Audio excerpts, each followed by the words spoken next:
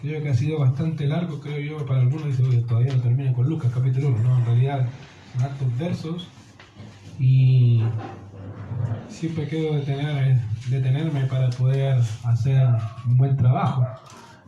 A veces correr no es necesario deleitarnos un poco en lo que tenemos en el texto y así maravillarnos de lo que el Señor nos ha dejado con su palabra. Así que nos toca la última sección de nuestro pasaje de Lucas capítulo 1, hablando de las alabanzas que nos hemos dedicado tiempo a hablar de ellas. Dice, ¿cuáles son esas alabanzas? Bueno, si se recuerdan un poco, haciendo un poco de memoria, vemos una de ellas como Elizabeth, ¿se acuerdan? Da gracias, alaba al Señor por la dicha de ser madre.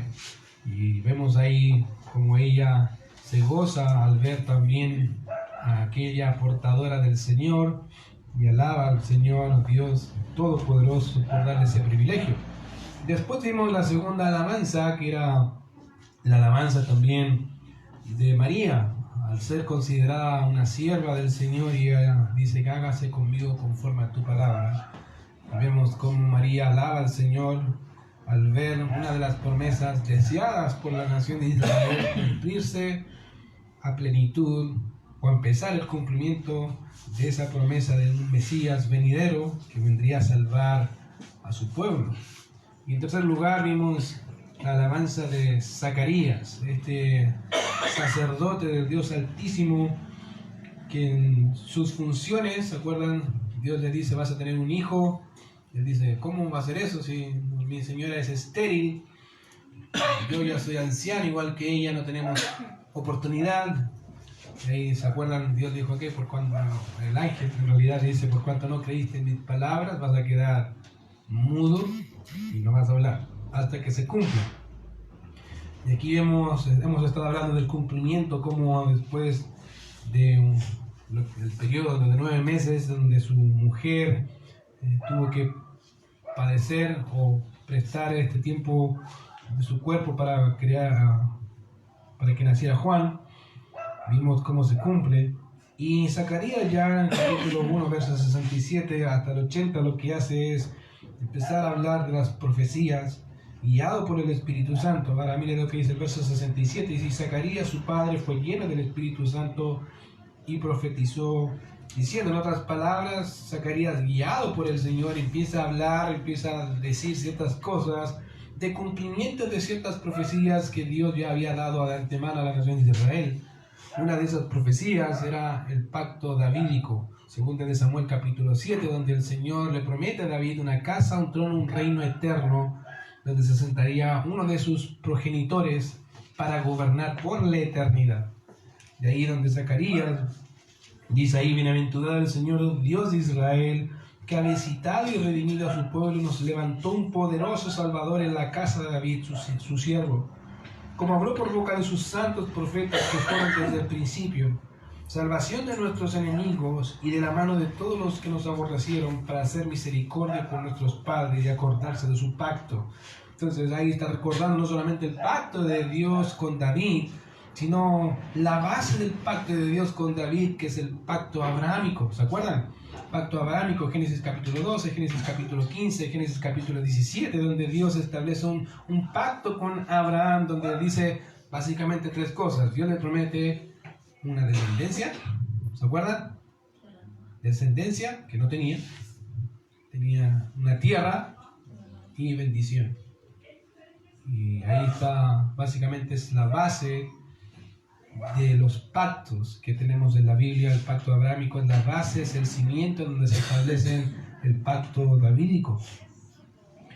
Y ahí está, ahí él dice, Zacarías, para hacer misericordia con nuestros padres y acordarse de sus santos, de su santo pacto, el juramento que hizo Abraham, nuestro padre, que nos había de conceder, que liberado de nuestros enemigos sin temor les sirviéramos en santidad y en justicia delante de él todos nuestros días. Y ahí está la parte que nos corresponde hoy.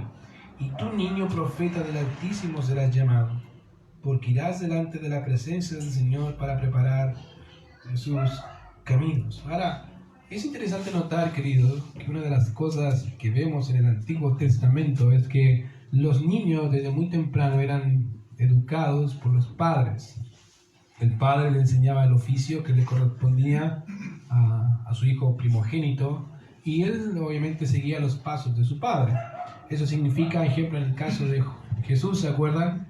Su padre era un carpintero. Ahora, literalmente la palabra no es carpintero, era constructor. Era una persona que podría hacerte desde una mesa hasta una casa entera. Y eso era bastante beneficioso para el tiempo donde estaba el Señor Jesucristo. Entonces el Señor no solamente hacía muebles, sino podía hacer una casa sin ningún problema. Era su legado, diríamos de alguna forma, por parte de José. Y era parte, obviamente, de la cultura en ese tiempo. Pero si se fijan en este pasaje, si Zacarías era sacerdote, obviamente levita, eso significaba que Juan también debería seguir la misma línea de su padre, un sacerdote levita. Pero aquí vemos algo totalmente distinto, porque el mismo Zacarías dice: tú, niño profeta del Altísimo, serás llamado, vas a cambiar, vamos a hacer un cambio. Ahora, en el Antiguo Testamento, ¿hay alguna persona que fue sacerdote y profeta al mismo tiempo? A ver, a la memoria, sí, hubo uno. Bueno, miren hartos, pero uno que sobresale. Melquisedec, ¿cierto? Pero había otro, del tiempo, obviamente, del contexto de la ley. ¿Cómo se llamaba? Que su madre se llama Ana y oró por él. Samuel, ¿se acuerdan?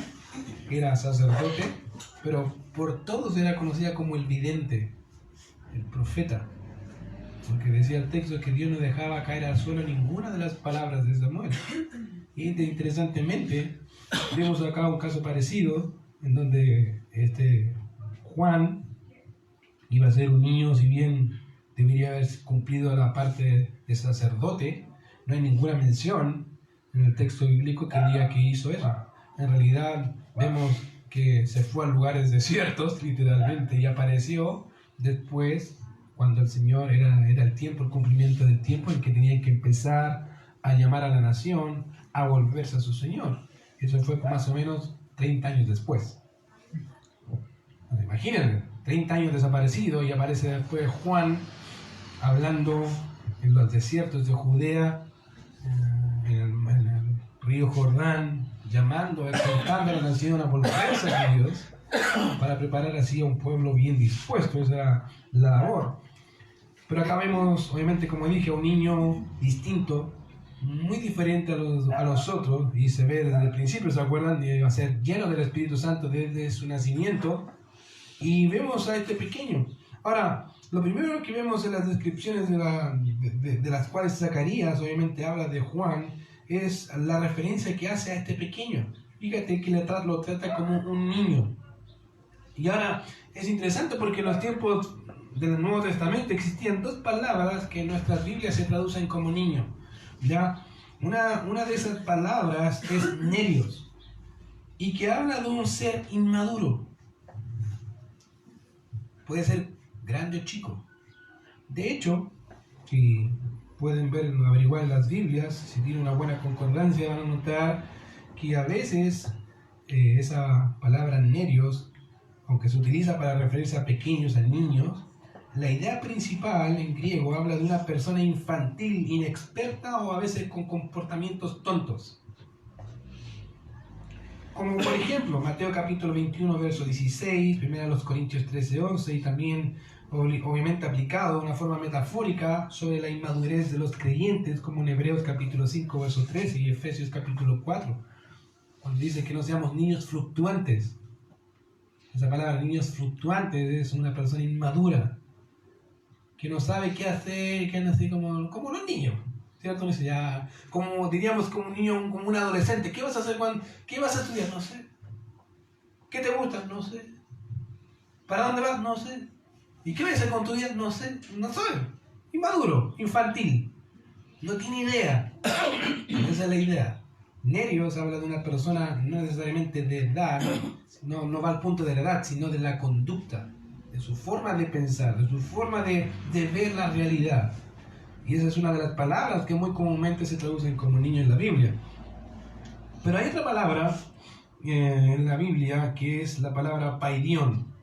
Y esta palabra nos habla de un infante, literal, un niño, un bebé en relación a la edad, ¿ya?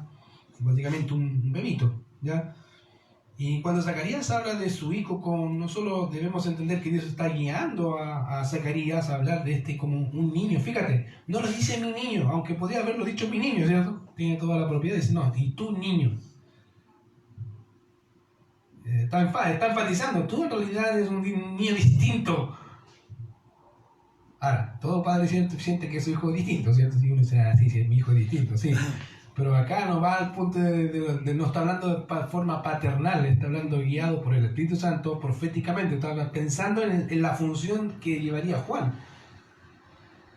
Y esa es lo interesante acá. Y él está viendo a Juan no solamente como su niño, como la parte paternal, sino como un siervo del Dios Altísimo. Dice, tú vas a ser este es diferente, en realidad. Y esa es la idea acá. No es que esté ajeno a su paternidad, pero está enfatizando la función que este pequeño iba a hacer en relación al precursor del Mesías. O sea, imagínate qué persona podría decir yo soy un precursor del Mesías. Ahora somos todos, ¿cierto? Como creyentes, hablamos del Mesías. Pero imagínate 400 años donde no hay una revelación, no hay alguien que te diga de algo acerca de repente viene un pequeño que nace y que la tarea principal es llevar a una nación, ni siquiera a una persona, a una nación, devolverse de un estado totalmente pagano, ajeno, frío, duro en relación a su relación con Dios, a llevarlos a decir, mira, vuélvete a tu Dios. Bueno, esa era la función de Juan. Y por eso él le dice, tú niño profeta. Ahora, quiero que entendamos bien el término profeta, porque en la actualidad cuando se habla de profeta creo que está muy manoseado el término. Uno dice profeta, ya, les va a revelarme algo, ¿cierto? Es típico. Estamos tan acostumbrados a ese tipo de cosas, ¿cierto? Él es el don de profeta, y empieza a decir puras tonteras que ni él sabe qué está diciendo, en idiomas a veces que nadie sabe lo que es. Pero el profeta, querido, por naturaleza no era predictivo. Tú me vas a decir, ¿qué? Sí, no era predictivo. La función principal de un profeta era llevar al pueblo a la palabra. Fíjate que todos los profetas del Antiguo Testamento siempre decían al pueblo, vuélvete a tu Dios, porque dijo, acuérdate de tu pacto, acuérdate del pacto, acuérdate del pacto. En otras palabras, la función principal del profeta, si bien era decir el mensaje de Dios ya escrito, pero también las repercusiones que vendrían si no se cumplían. Y ahí venía la parte predictiva de acontecimientos que iban a pasar por no cumplir el pacto. Entonces, a veces creo que uno piensa en un profeta como, no sé, casi un mago, ¿cierto? Que habla y se cumple. No, la función en realidad era decir y llevar al pueblo a un cambio radical. Fíjate, si Juan fuese un profeta como el actual, como mucha gente cree hoy, mucha gente no creería que Juan fuese profeta, porque en realidad no hizo ninguna señal de profeta.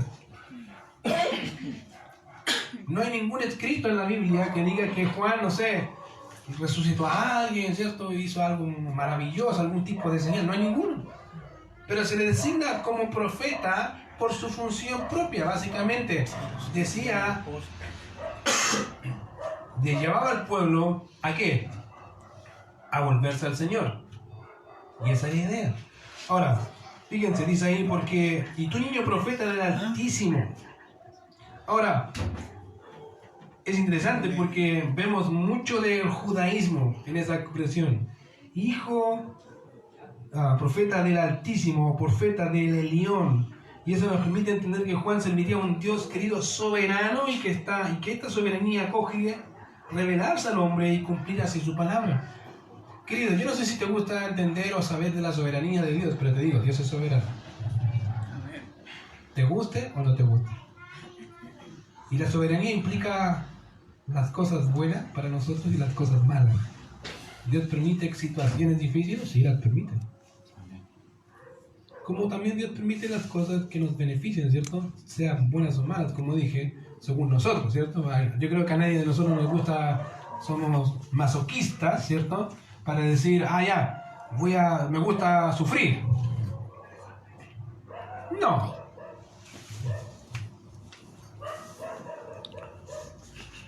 ¿Ya?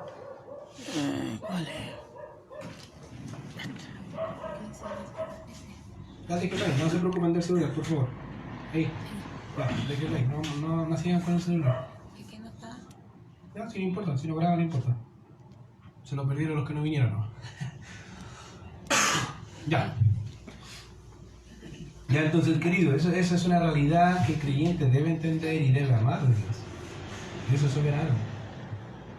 Y la lucha, querido, con el hombre en realidad es que no nos gusta tener un Dios que sepa todo de antemano y que todo lo que pase ya sabe lo que va a pasar. Está todo escrito. No nos gusta tener a nosotros la realidad de que podemos gobernar ciertos aspectos, ¿cierto? Pero querido, Dios permite situaciones y Dios obra en ellas para mostrar que Él hace con quien quiere lo que quiere, cuando quiere, donde quiere, sin darle cuenta a nadie. Y eso es soberanía. A veces una de las preguntas más difíciles que a veces los teólogos tienen que abordar es ¿por qué Dios permite el sufrimiento? Buena pregunta. Bueno, porque Dios es soberano. Hay razones solamente en Dios y que solo Dios las conoce por las cuales Dios permite ciertas situaciones. ¿Por qué? No tengo idea. No sé. Solo Dios sabe. Y seguramente nadie más va a saber. Pregúntale a Job si alguna vez tuvo alguna respuesta de Dios por qué pasó lo que tuvo que pasar. La única respuesta que tuvo de Dios dijo ok, síguete como varón. Yo te preguntaré y tú me contestarás. ¿Dónde estabas tú cuando yo creé todo? Ahí quedó Job. Listo. Cada una de las preguntas que Dios le hizo a Job fue no tengo idea. No, la respuesta de Job fue no sé. Para al final darse cuenta Job que decía en realidad de oídas te había oído, pero ahora los ojos te ven, me arrepiento. En polvo y ceniza, en realidad reconozco quién eres tú. Tú eres soberano, yo soy una criatura. Bueno, fíjate que a este Dios soberano iba a servir Juan.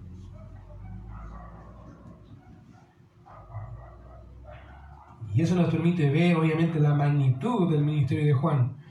Ahora, otro término que encontramos, como dije, era el de profeta. Y ese profeta iba a ser el profeta del Altísimo, será llamado, porque irás delante de la presencia del Señor para preparar sus caminos. Ahora, con lo cual podemos ver en estas palabras el cumplimiento profético de lo que el Señor había hablado por medio del profeta Malaquías cuando dijo, he aquí yo envío mi mensajero del cual preparará el camino delante de mí. Casi 500 años antes. Y Dios dice, acá está. De hecho, no solamente Malaquías lo dijo, Isaías dijo algo parecido cuando dijo, voz que reclama en el desierto, preparad el camino del Señor, enderezad sus sendas, ¿se acuerdan? El mismo Juan entendía eso, querido. Cuando lees el Evangelio de Juan y le preguntan los comisionados por los líderes religiosos, le dijeron, ¿quién eres tú? ¿Eres tú el profeta? No. ¿Eres tú el Mesías? No.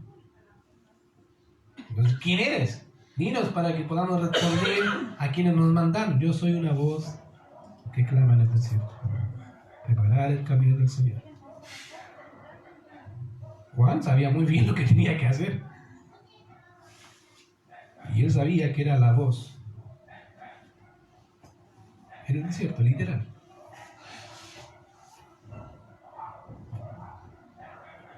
Fíjate que esta era la labor que debía llevar Juan con la finalidad de preparar para el Señor, como dijo, un pueblo bien dispuesto. Y lo que comienza con un cambio personal de cada uno de los hijos de Israel para poder efectuar ese cambio. Ahora, Yo no sé si alguna vez has tratado de hablarle a un muro. Yo creo que estás loco. ¿Has hablado a un muro? No creo. Mira, no, está loco. Imagínate Juan hablando a la gente de Israel. Era lo mismo. Eran muros.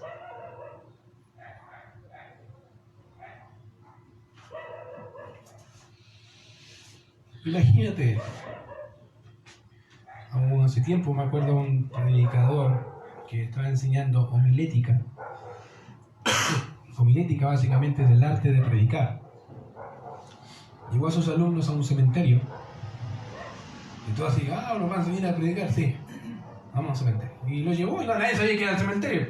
Hasta que llegaron al cementerio, los para frente a las tumbas y le dice, ya,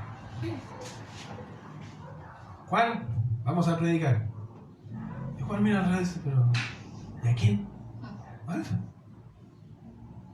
Juan Reyes Martínez. Vas a predicarle a Juan Reyes Martínez que pero está muerto, por eso. Pero, profe, ¿de verdad? Sí, estoy hablando de verdad, decía el profesor. Háblale a él. Pero si está muerto, decía, ¿cómo le voy a hablar a un muerto? Porque va a ser lo mismo. La Biblia dice que las personas están muertas en sus delitos y pecados. Es como hablarle a un muro. Háblale. Dile, Juan Martínez, arrepiéntete. Imagínate Juan el Bautista diciendo generación de víboras. Yo creo que a veces la gente se imagina a Juan, ¿cierto? Así como generación de víboras, casi sin expresión. Generación de quién se enseñó a huir de la ira venidera. Eso no creo que haya sido así. Conociendo más o menos el carácter de Juan y lo directo que era, lo más seguro que haya sido con bastante intención. Generación de víboras. Así. Si es que no más. Y mirándonos la cara a los líderes. Esa era la labor de Juan. Esa era la labor que Juan hoy tenía que llevar a cabo para poder preparar para su Señor a un pueblo dispuesto. Y eso lo vemos, de hecho, obviamente, en el verso 17 dice, para dar conocimiento de salvación a su pueblo. Ahora, esto podríamos entenderlo como la siguiente expresión, para dar conocimiento que lleva la salvación a su pueblo, y esa es la idea del pasaje. En otras palabras, nos menciona básicamente que cada uno de los hijos de Israel podría ser salvo y debería ser salvo. Y eso es de suma importancia, querido, porque obviamente, debido a que la salvación viene por medio del conocimiento, Juan tenía que impartir un conocimiento a una generación de personas que se supone que sabía la ley. O digámoslo en nuestro chileno, sabía Biblia. Una generación entera, querido, no eran ni siquiera uno, eran muchos. Te podían citar la Biblia de tapa a tapa, muchos de ellos. Ah, sí, te sabes Salmo, me lo sé de memoria. El Shema Israel, me lo sé de memoria. ¿Te acuerdas de Josué? Me lo sé de memoria. Tener que hablar a una persona así, querido, y no a uno, a muchos. Y fíjate, obviamente, que tenía que dar conocimiento para que ese conocimiento llevara a la salvación. Y aunque esa frase hace alusión a la nación como tal, también tiene que ver con una aplicación o alcance personal. Ahora, querido, entendamos algo. El hecho de que la nación de Israel haya sido, se le haya conferido los pactos, la promulgación de la ley, la promesa, incluso al Señor, ¿cierto? Mismo, no hace a los judíos salvos. La salvación no viene por herencia. Y es algo, querido, que los judíos pensaban que sí.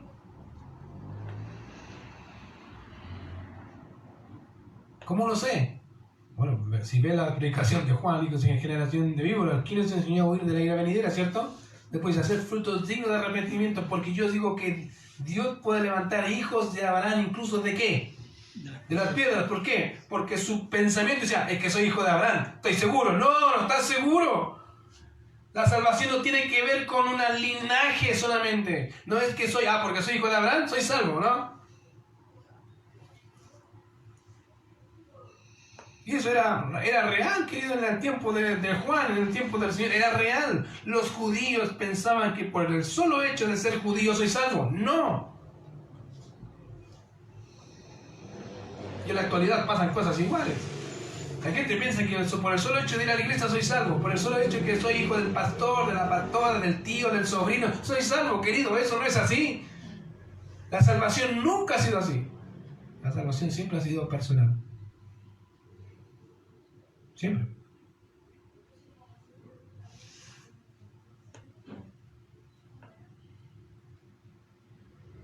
Mi hijo es un pagano, querido. No es creyente, tiene 4 años, es un pagano. Es un incrédulo. Le gustan las canciones evangélicas, le gusta todo, sí, le gusta porque cantamos nosotros. Le gusta esa canción. Pero es un pagano, no es un cristiano. Un paganito, mejor dicho, chiquitito. Y se comporta como tal. Yo no pretendo tratarlo como cristiano, pero sí voy a hacer que siga las normas de casa, ¿cierto? Según la Biblia. Para que cuando crezca pueda entender y razonar por qué hacemos lo que hacemos. Por qué amamos al Señor. Pero mi hijo no es cristiano. Cuando le digan, papá, soy cristiano, no eres cristiano. Yo creo que me dicen, pero ¿cómo si vengo a la iglesia? Yo vengo a la iglesia mucho antes que tú y no era cristiano. Nací en cuna cristiana, pero el que nazca en una cuna cristiana no me hace cristiano. Diría que me hace más responsable, ¿sí? De lo que sé, de lo que entiendo, pero no como cristiano, sino como mundano.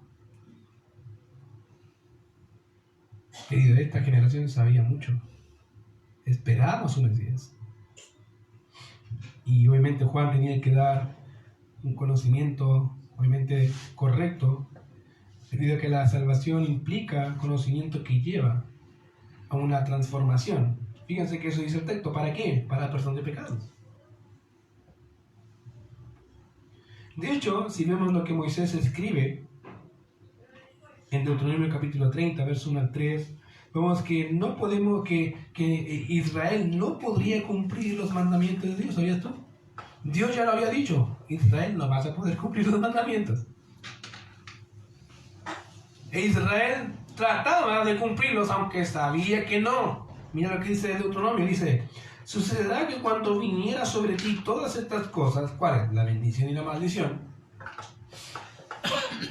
que he puesto delante de ti, y te arrepintieres en medio de todas las naciones a donde te hubiera arrojado Jehová tu Dios, y te convirtieres a Jehová tu Dios, y obedecieres su voz, o sea, no obedecieron su voz, conforme a todo lo que yo te mando hoy, tú y tus hijos, con todo su corazón y con toda tu alma, entonces Jehová hará volver a tus cautivos, y tendrá misericordia de ti, y volverá a recogerte de entre todos los pueblos a donde te hubiere esparcido Jehová tu Dios. En otras palabras, Dios les está diciendo, ustedes no van a cumplir lo que yo les he dicho. No lo van a hacer. Y de hecho en Levítico le dijo, fue el mismo mensaje que Dios le dio a Moisés. Moisés, esta nación, después que tú mueras, no van a hacer nada de lo que yo les dije, nada. Así que vas a hacer un cántico para que se lo recuerdes. Para que sea un testimonio contra ellos. Y fue exactamente. Moisés murió y empezó la decadencia de Israel. ¿Cierto? Pasaron unos años, Josué, y después que murió la generación de Josué, se fueron de pique, ¿cierto? Ahí vimos hace unas semanas atrás jueces, cada uno hacía lo que bien le parecía.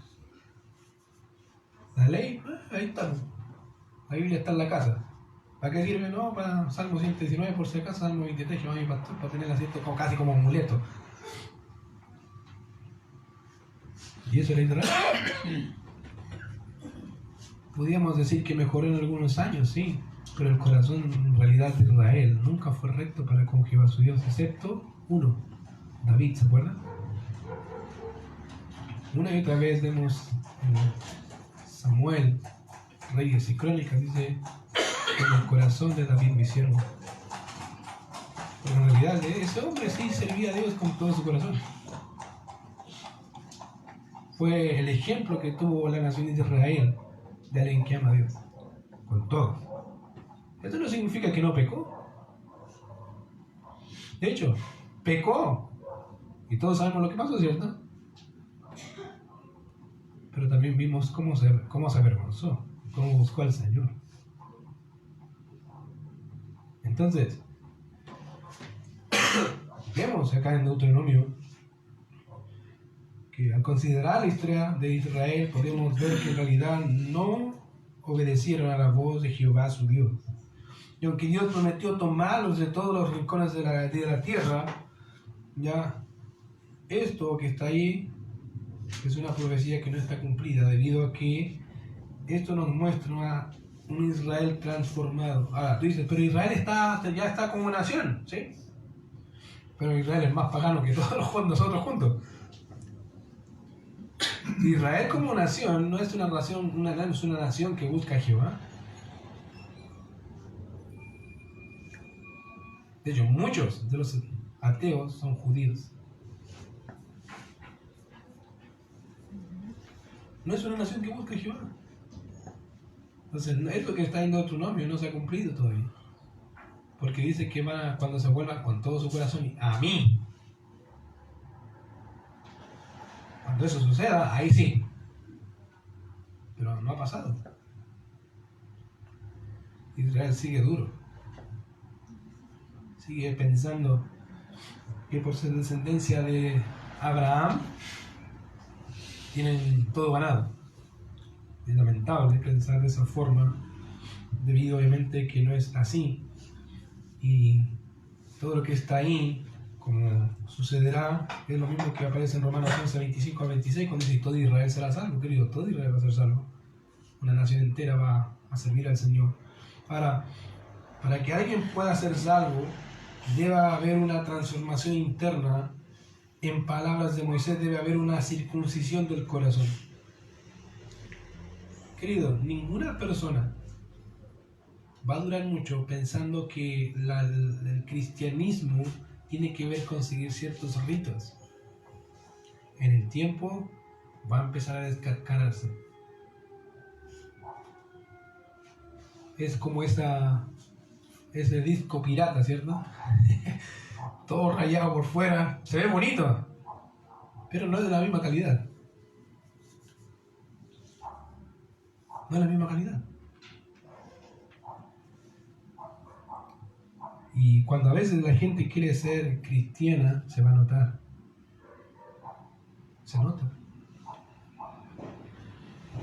Se ve. Y por eso debe haber una circuncisión del corazón, algo interno que pueda producir los frutos externos. Y fíjate que Dios había prometido a la nación dos pactos, ya lo mencioné, un pacto abrahámico, tierra, descendencia y bendición, un pacto davídico, una casa, un trono, un reino eterno, cosas externas. ¿Cómo entonces iba a ser que una nación que deseaba las cosas externas pudiera tener un cambio interno para poder obtener esas promesas? Y ahí es donde Dios establece un pacto, un nuevo pacto. Jeremías 31 al 34 nos habla obviamente de un nuevo pacto que Dios haría con la nación de Israel, diciendo: pero este es el pacto que haré con la casa de Israel después de aquellos días, dice Jehová. Daré mi ley en su mente y la escribiré en su corazón. Y yo seré a ellos por Dios y ellos me serán por pueblo. Y no enseñarán más ninguno a su prójimo ni ninguno a su hermano diciendo: conoce a Jehová, porque todos me conocerán, desde el más pequeño de ellos hasta el más grande, dice Jehová, porque perdonaré la maldad de ellos y no me acordaré más de sus pecados. algo interno. ¿Te fijas? A veces queremos las cosas externas porque son más fáciles. A veces la gente, cuando quiere consejería, desde el pastor, o que viene el pastor Antonio o a mí, en consejería quieren seguir ciertos patrones. ¿Ya qué debo hacer? ¿Cierto? Casi como seguir ciertas cosas externas. Pero no se dan cuenta que a veces esas cosas externas no tienen que ver con solo hacerlas, sino con algo interno. Queremos cambiar una actitud del corazón. Algo que está funcionando mal. Queridos, si no hay un cambio del corazón real, no va a cambiar nada afuera. Es como una ilusión barata, donde tú crees que las cosas están bien, y el único que las crees eres tú. Y te engañas a ti mismo pensando que es así, cuando no es así. Te lo digo porque Israel piensa eso. De hecho, si tú ves los Gálatas o Romanos, hace alusión que ellos pensaban que, como dije, por ser descendencia de Abraham, estamos listos. Y no era así. Nunca fue así. Y como dije, a veces creemos que por seguir ciertas normas estamos listos. No, querido. Las normas solamente nos ayudan para ver la actitud del corazón. Solo eso. ¿Cómo reaccionas? ¿Qué haces? ¿Qué hay en tu corazón en realidad? Lo más difícil, querido, para un pastor no son las cosas externas, no son poner sillas ni los programas, ¿no? Eso no es lo más difícil, es lo más fácil, diría yo. Lo más difícil es tratar con corazones, pecadores. Empezando por el propio. Esto es lo más difícil. Porque engañoso es nuestro corazón. Engañoso es. Entonces, cuando Dios establece esto que va a hacer con la nación de Israel, en otras palabras, aunque los otros pactos hechos con la nación de Israel no proporcionaban un cambio interno, sino externo, como dije, el hecho de que la nación haya violado el pacto que Dios había hecho con ellos en Deuteronomio 30, pone de manifiesto que se puede tener los pactos, pero no es necesario un cambio, pero no así necesariamente un cambio interior que lleve al hombre a ser transformado, no. Querido, puedo seguir ciertos patrones, pero no significa que está cambiando mi corazón. ¿Sabes cuál es la mejor, diría yo, herramienta que tenemos los pastores para ese tipo de casos? El tiempo. Dice, ¿cómo el tiempo? El tiempo. Piensa lo siguiente. Cuando una persona quiere saber o sacar las impurezas del oro, ¿qué hace la persona? Toma, obviamente, el oro, lo mete en un crisol, lo calienta a alta temperatura y lo que hace es que se le separa las impurezas de la pureza del oro como tal, ¿cierto? Bueno, Dios a veces ocupa esas técnicas, nos pone en el tiesto y dice, ok, vamos a empezar a poner un poquito de calor. Y uno dice, Señor, y ahí todo está llorando, casi llorando, dice el Señor, tengo esta prueba, tengo esta dificultad, y Dios dice, sí, tranquilo, falta un poco más. Y dice, Señor, ya uno, ya ciertas veces ya uno termina llorando, dice, Señor, es que no puedo. Y dice, ya, a ver, esto es lo malo, esto es lo bueno, sigamos. Ahora, ¿cómo hacemos los pastores a veces como no podemos ocupar, obviamente no somos Dios, y dije que el tiempo es a nuestro favor? Bueno, el hecho de perseverar en ciertas prácticas que te llevan a la madurez nos permiten ver la condición de tu corazón. Porque en algún momento va a decir, ya me aburrí, y va a salir el verdadero yo. Y ahí le dice, me aburrí de esto, me aburrí de mira. Y uno empieza a tomar nota. La Biblia dice esto, la Biblia dice esto. Tenéis que hacer esto. No, que no quiero hacerlo. No, Dios manda. No lo digo yo. Les permite ver cómo está nuestra actitud hacia Dios. Y aquí vemos un pueblo, como dije, que su actitud era hacia la izquierda. Ya, el hombre querido debe ser transformado de dentro hacia afuera, no de afuera hacia adentro. Si tú piensas que tu vida está bien, siendo transformada de afuera hacia adentro, estás mal entendiendo el cristianismo. El cristianismo no es así. El cristianismo empieza de una transformación interna a una transformación externa. Por ende, querido, el nuevo pacto tiene una implicación doble. Por un lado, vemos en las Escrituras lo que será para la nación de Israel, a quienes principalmente se les dio, y por otro lado, a todo aquel que cree. Por ende, el nuevo pacto, si bien tiene una implicación directa con la nación de Israel, tiene otra aplicación también para nosotros. Piénsalo. ¿Alguna vez pensaste en que, como a veces pienso, en ser cristiano, en amar a un Dios? Yo no. De hecho, me aburrí. Y se lo digo porque yo me obligaban a ir a la iglesia. Tenía padres creyentes, tenía que ir ahí vamos a la iglesia, Y me sentaba ahí en la última fila de atrás, como me gustaba dibujar, pescaba mi cuadernito de dibujo. Y en toda la prédica dibujaba. Yo creo que la gente pensaba que tomaba notas, no dibujaba. Cualquier cuestión, me da lo mismo. A veces me iba para afuera. Recuerdo en una ocasión que salí y un hermano me dice, y me gustan las capuchas, esos chalecos con capucha, y yo me puse la capucha y me senté afuera. Y el hermano me dice, Ricardo, pero anda para adentro, no quiero. Me mira, pero sácate eso, me lo saca, me lo miro así desafiante y me lo pongo encima de su cara así. Chao. No quería, no me interesaba. Y es porque no había una transformación interna, querido. Cuando hubo una transformación interna de verdad, después nadie me obligó. Iba solo a los cultos. Cantaba solo porque me hacía cantar. No había una obligación. Era el amor hacia mi Señor lo que me motivaba. Y eso es un cambio de corazón. Ya no se siente obligatorio. Se siente como un acto de amor recíproco. Y esa es la idea.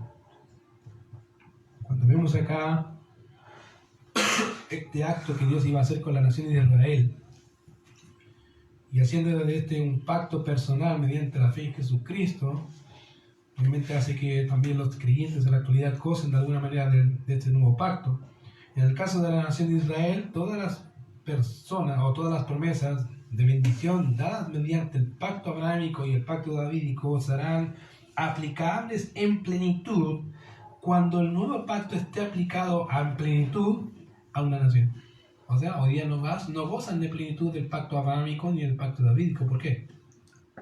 Porque tiene que haber una transformación interna primero. Antes no. Y dice, ¿cómo es eso? Sí, cuando venga el Señor. Cuando venga el Señor va a ser todo instantáneo. No solamente va a vencer a sus enemigos, sino que va a cambiar el corazón de una nación. Por eso el profeta dice que mirarán, que traspasaron y llorarán. Ahí sí que van a lamentar. Porque van a ver que lo que hicieron, en realidad todo lo que hicieron, en contra de su Mesías. Una buena pregunta que podríamos hacer es, ¿qué fue lo que movió, querido, el corazón de Dios para hacer eso? ¿Qué fue lo que movió el corazón de Dios para establecer un pacto de ese calibre con una nación totalmente dura, endurecida en contra de un Dios tan lleno de gracia y de misericordia? ¿Qué fue lo que movió ese corazón? Mira lo que dice ahí el verso 28. Dice, por la entrañable misericordia de nuestro Dios. Ahí está. ¿Qué fue lo que movió el corazón de Dios para llevar y cumplir las promesas que Él había hecho? Bueno, hay hartas razones. En primer lugar, su nombre. Si podríamos pensar, ¿por qué Dios cumple lo que cumple? Porque Él da su palabra por hecho. Y como Dios es verdad y no miente, Él va a hacer lo que tiene que hacer. Independientemente de ti y de mí. Fíjate que la Biblia dice que el que comenzó en nosotros la buena obra la va a perfeccionar ¿hasta cuándo? Sí. Hasta el día de Jesucristo, ¿cierto? Con tu ayuda o sin tu ayuda. Y lo digo de verdad, ¿cierto? A veces, seamos honestos, a veces no queremos leer la Biblia, no queremos orar. Tengo que ir a la iglesia. Y ahí está Dios. Con tu ayuda o sin tu ayuda lo voy a hacer igual. Voy a perfeccionarte. Te va a doler. Pero es lo que prometí. Y lo voy a cumplir. ¿Te fijas? Y esa es la idea. Lo primero que está en juego cuando Dios cumple, querido, es su palabra. Y Él nunca cambia su palabra. Y eso lo tienes que tener claro. Dios nunca cambia su palabra. Lo que dijo lo va a hacer. Y en segundo lugar, como dije acá, lo que movió el cumplimiento de su palabra, si bien es su ser propiamente tal, es su misericordia. En otras palabras, la fuente del nuevo pacto, la base en donde descansa el nuevo pacto, es en Dios mismo. Es Él. Las escrituras aquí nos dicen obviamente por la entrañable misericordia de nuestro Dios. Ahora, fíjate que la palabra entrañable nos habla de las partes internas del ser humano, literalmente las entrañas. ¿Ya? Por eso es entrañable, ¿ya? Por las entrañas. Y es utilizado en muchas ocasiones para referirse a los deseos más internos del hombre, como la compasión, el amor, etcétera, etcétera. Pero aquí tenemos el profundo deseo que movió al Señor por su pueblo, su misericordia. O sea, es tan lleno de gracia, tan lleno de misericordia que se movió el corazón de Dios. Porque Él es así.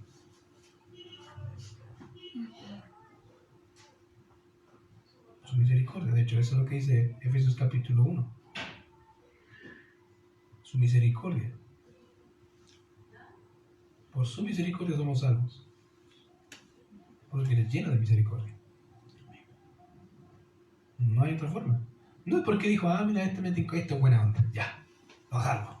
Este es chistoso, lo salvo. No, este ya se puso latero. Para, fuera, chao. No. Es porque Él es misericordioso y quiso salvarte. Sabiendo cómo eres.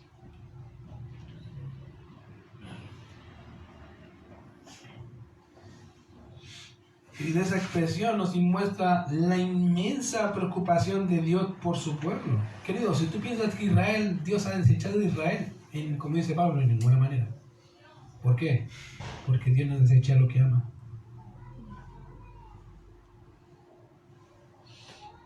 Y Dios dice que ama a Israel. Dios no lo va a desechar. ¿Va a tratar con ellos? Sí. Como contigo, ¿cierto? Imagínate si Dios nos desechara por cada vez que pecamos. Él lo hubiese desechado el primer día que nos convertimos. Digo, no, ya pecó, ya fome. Ya, fuera. Al contrario, es paciente. Es misericordioso, ¿cierto? Nos da plazo, digamos de alguna forma, para arrepentirnos. Ya te doy plazo. Pero arrepiéntete.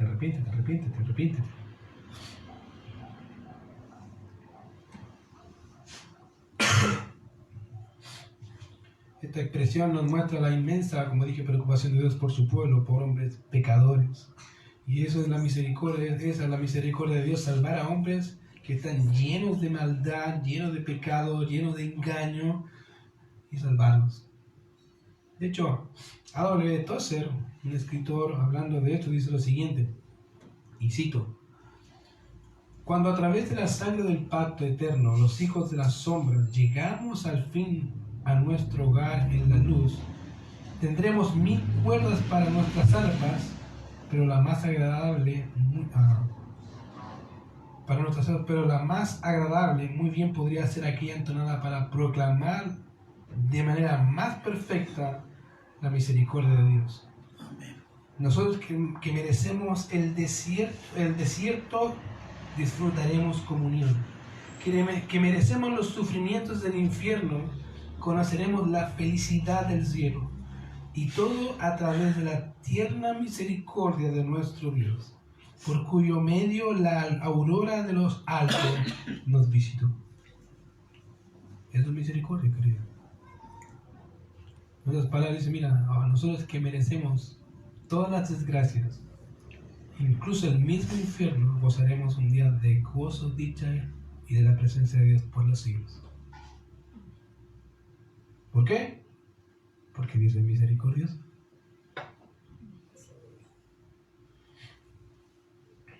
Una buena pregunta cuando vemos eso. Decimos, entonces, ¿la ley es mala? Todo lo que Dios dijo ahí era malo, intrínsecamente malo, ¿no? De hecho, Pablo dice la misma pregunta, ¿se acuerdan? Dice, de ninguna manera. Sino que la ley, lo que es santa, justa y buena. La ley, querido, santa, justa y buena, que nos muestra la perfecta justicia del carácter y la santidad de Dios, y por consecuencia nos muestra la maldad, la perversidad de cómo somos. Querido, la ley nunca ha sido mala. La ley nos muestra cómo somos en realidad. Solo eso. Si alguna vez estás enojado contra alguna ley, que a veces dice, esta cuestión de padre, ¿por qué esta vez, cierto?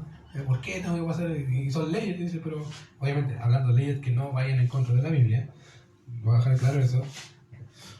Pero si te enojas contra alguna ley que no vaya en contra de la Biblia, a lo mejor enójate contigo. Porque en realidad eso muestra que eres un transgresor por naturaleza. Y que una mínima ley tan sencilla no la puedes cumplir.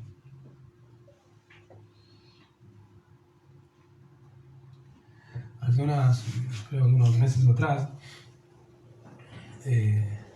justo habíamos salido por el parque con mis hijos y mi señora.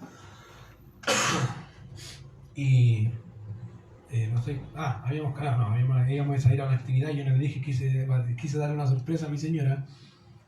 No me gustó la sorpresa. Dije, íbamos donde su amiga, dije, vamos a ir donde su amiga, le va a gustar. No me gustó mucho. Dije, ya. Obviamente, usted sabe cómo se vuelven las mujeres cuando no les gusta la sorpresa. Ya dije, ¿sabes qué? Me aburrí, vámonos. Y me miren, nos vinimos para la casa. Y vamos para la casa. Y venía un poco ofuscado, molesto. Y salgo aquí, Panamericana, dije, juego acá, Gárate se llama la salida. Y voy, no me doy cuenta y de repente me paran los carabineros. Asumí. Mi único me dijo, el carabinero me dijo, ¿sabe cuánto andaba? No.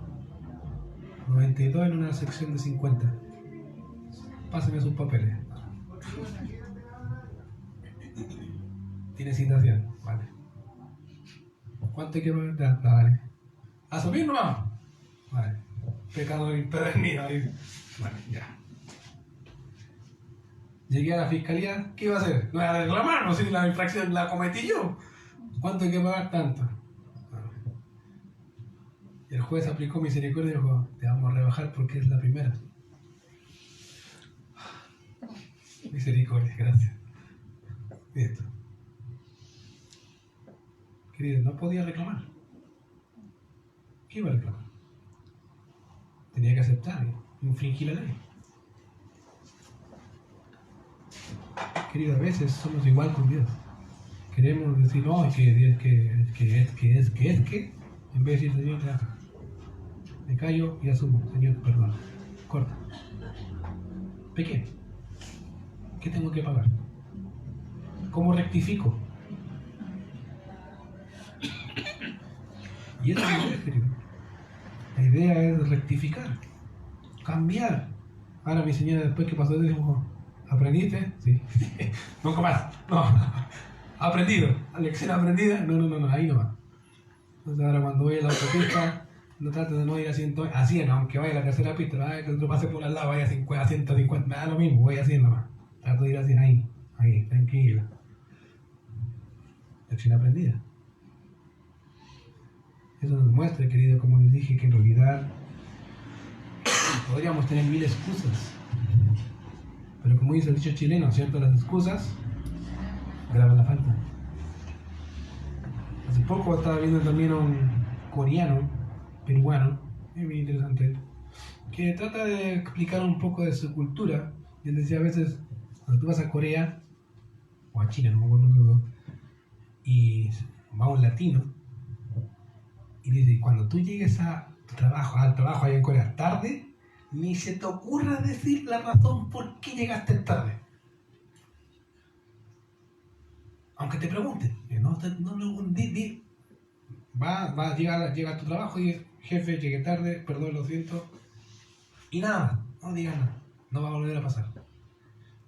Y explicaba, ¿sabes por qué? Cuando tú vas a Corea y llegas tarde y te preguntan, ¿y por qué llegaste tarde? Ah, es que me quedo dormido. ¿Qué? Me quedo dormido. ¿Qué? A ver, y llama a otro compañero. Ven. Mira lo que dice. Mira. ¿Por qué llegaste tarde? Porque me quedé dormido. Oh, llámalo. Y te tira como 50 escuchando por qué te quedaste dormido. Hasta que el latino se da cuenta y dice, ah, ya entendí. Mejor asumo que fallé. Jefe, fallé, perdón, no vuelve a pasar. Listo, se acabó. Ahí se acabó el show para los coreanos. Ah, ya no hay show, está aburrido, fome. Dice, ¿por qué? Porque la cultura latina está acostumbrada a dar excusas y no asumir que podemos equivocarnos. Asúmelo. Querido, cuando pecamos, asume que pecas. Por eso dice la Biblia, si confesamos nuestros pecados, eres fiel y justo para perdonarlos. Pero hay que confesar. No hay perdón si no se confiesa, ¿cierto? Y desde el problema actual queremos poner tantas excusas y mejor digamos, ¿sabes qué? Soy flojo, tengo el pecado de la flojera, me cuesta, Sabanás me agarra de los pies, sobre todo los domingos de las patas me tiene agarrado y no puedo salir de la cama. Dígame eso mejor, pero no diga, ¿sabes qué? No, es que tuve... ¿qué invento? Diga la verdad, de ser honesto con Dios. Querido, la ley nunca ha sido mala. Y la ley nos muestra en realidad lo que hay en nuestros corazones y eso es lo que Israel olvidó. Y fíjate que Zacarías, siguiendo su discurso, dice con que nos visitó desde la aurora, desde lo alto de la aurora. Ahora, fíjate que esa expresión, que nos visitó desde lo alto de la aurora, es una expresión muy judía y que hace alusión a los primeros rayos que salen del sol. Imagínate en el campo, ¿cierto? En el campo, cuando como no hay casi electricidad, en el campo, cuando empiezan a salir los rayos del sol, ¿qué pasa? Como que destella, ¿cierto? Como una línea horizontal, destella hacia todos lados y empieza a brillar. Esa es la idea. Ya esa expresión nos habla de los primeros rayos de luz que da el sol cuando comienza a amanecer. Y Zacarías utiliza eso de forma simbólica para hablarnos del Señor Jesucristo, del Mesías. Todas las palabras presentan al Mesías como aquella luz que alumbra en un lugar oscuro, como el sol al amanecer. Esa es la idea. Está diciendo, mira, estamos tan oscurecidos que viene la aurora, viene el sol de justicia, que va a iluminar nuestros pies, va a iluminarnos, vamos a poder ver lo que no podíamos ver. Y la oscuridad es literal, en el sentido espiritual, no veis. El Señor se los dijo a la nación, tienen ojos y no ven, no quieren ver.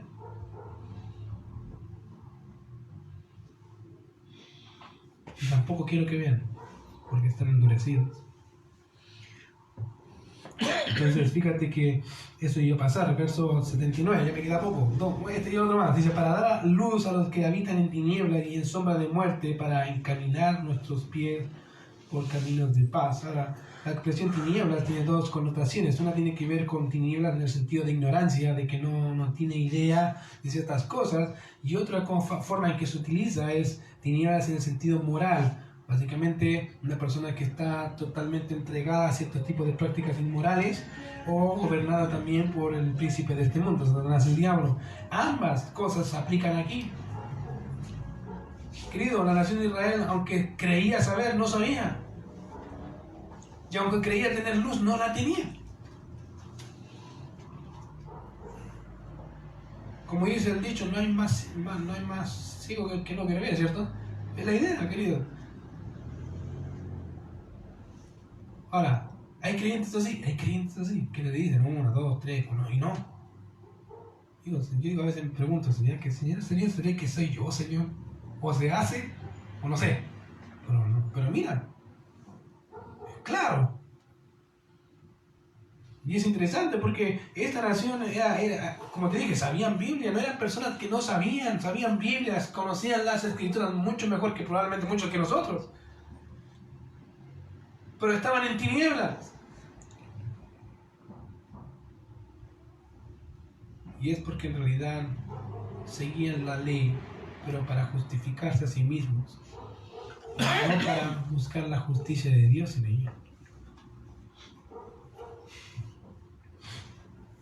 Fíjate que Isaías, hablando de este sol de justicia, de aquel que iba a resplandecer sobre las tinieblas, nos dice esto en Isaías capítulo 60, verso 1 al 5, nos dice: levántate, resplandece, porque ha venido tu luz, y la gloria de Jehová ha nacido sobre ti. Porque aquí que tinieblas cubrirán la tierra y oscuridad las naciones. Mas sobre ti amanecerá Jehová, y sobre ti será vista su gloria. Y andarán alrededor, y mira, todos estos se han juntado, vinieron a ti, tus hijos vendrán de lejos, y tus hijas serán llevadas en brazos. Entonces verás y resplandecerás, se maravillará y ensanchará tu corazón, porque se haya vuelto a ti la multitud del mar, y las riquezas de las naciones hayan venido sobre ti. En otras palabras, que las naciones gozarán de la gloria de Dios, que iluminará la Nueva Jerusalén. ¿Sabías tú eso? No va a haber necesidad del sol ni de esas cosas que necesitamos en la actualidad. ¿Por qué? Porque ahí Isaías vuelve a repetir: el sol nunca más te servirá de luz para el día, ni el resplandor de la luna te alumbrará, sino que Jehová te será por luz perpetua. Si lees Apocalipsis, es exactamente así. Jehová te será por luz perpetua, y el Dios tuyo por tu gloria. No se pondrá jamás tu sol, ni menguará tu luna, porque Jehová te será por luz perpetua, y los días de tu luto serán acabados. En otras palabras, nunca más vas a sufrir, porque Jehová tu Dios está en medio de ti, para siempre. Amén. ¿Gozaremos de eso? Sí. Amén. Gozaremos de eso. Ya no vamos a tener que dar, cuando estemos deteniendo, búsquese el sol. Oiga, el sol, está el sol. No hay sol. No hay luz.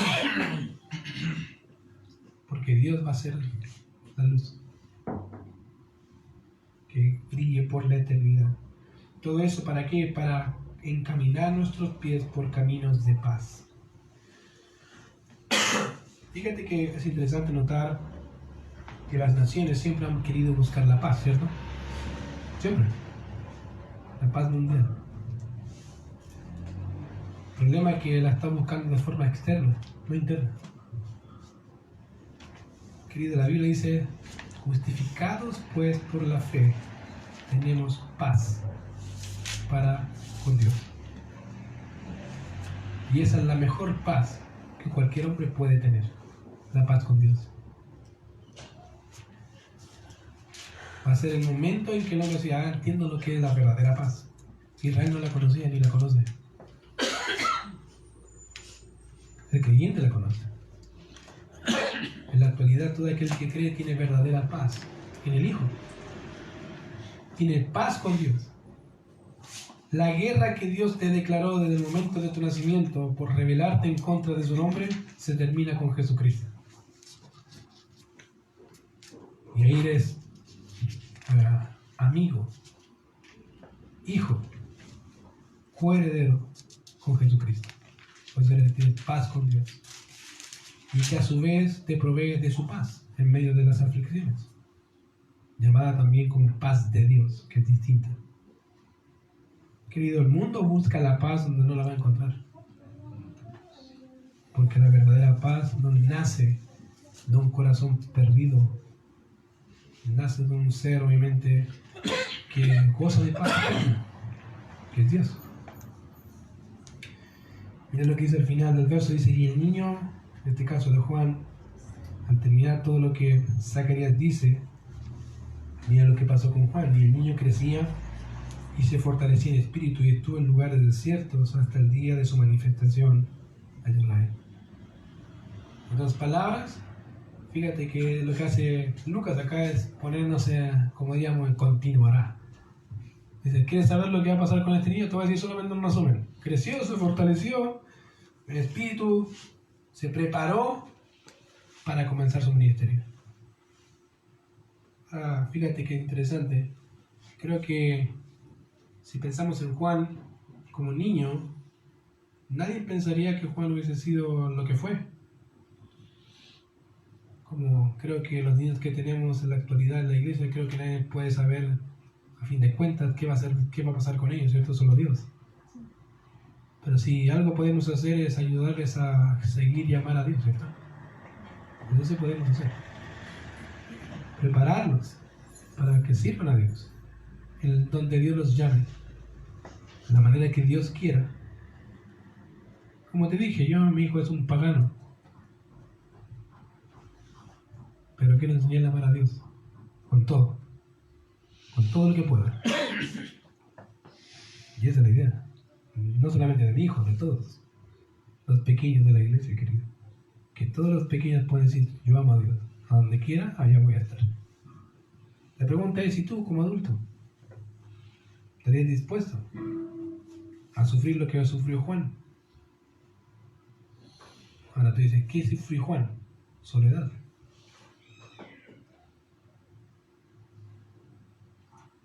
¿Estarías dispuesto a sufrir eso? Que la gente te menosprecie por hacer la voluntad de Dios. ¿O negociarías? Es una pregunta que tienes que hacerte a ti mismo y recordar también junto con eso a quién perteneces, de quién eres y a quién sirves. Vamos a orar. Señor, te damos gracias por este tiempo, gracias por tu cuidado, por tu misericordia, Señor, con nosotros, por esta salvación tan grande, Señor, que nos has dado en Cristo Jesús. Te alabamos, Señor, porque en realidad todo lo que somos proviene de ti. Y Señor, todo lo que tenemos, Señor, son de tus manos. Te damos gracias, Señor, por tu buena mano con nosotros. Y te alabamos, Señor,